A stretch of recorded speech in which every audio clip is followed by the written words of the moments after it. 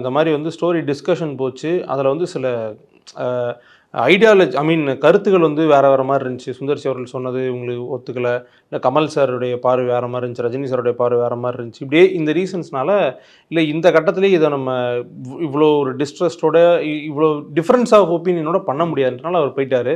ஆனால் பேச்சுவார்த்தைகள் நடந்துகிட்டு இருக்கு அப்படின்னாரு. ஓகே, எனிவேஸ் என்ன நடந்தாலும் அது நடந்தது தான். அவர் திரும்ப வந்து ஜாயின் பண்ணார்னா ப்ராஜெக்ட் ஸ்டார்ட் ஆகும்.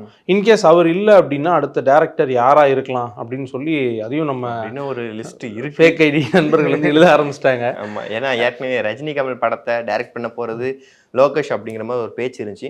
அப்புறம் அவர் போனதுலேருந்து இவர் டைரக்ட் பண்ணால் நல்லா இருக்கும், இவர் டைரக்ட் பண்ணால் நல்லா இருக்குன்னு அவங்களுக்குள்ளே ஒரு பேச்சுவார்த்தை நடந்துகிட்டு இருந்துச்சு. அதே டாக்கு தான் இப்போ இங்கேயும் வந்திருக்கு. இவர் பண்ணால் நல்லா இருக்கும், இவர் பண்ணால் நல்லா இருக்கும்னு கார்த்தி சுப்புராஜ் பேர், அப்புறம் நெல்சனு, வெங்கட் பிரபு பேர் முத கொண்டு இந்த லிஸ்ட்ல வந்துருக்குன்னா நான் வந்து இவரை தான் சொல்லுவேன். நான் நம்ம டியூட் எடுத்தார்ல கீர்த்தீஸ்வரன், அவர் எடுக்கலாம். ஏன் நான் அதை சொல்கிறேன் அப்படின்னா, நான் வந்து சர்க்காஸ்டிக்காக சொல்லல,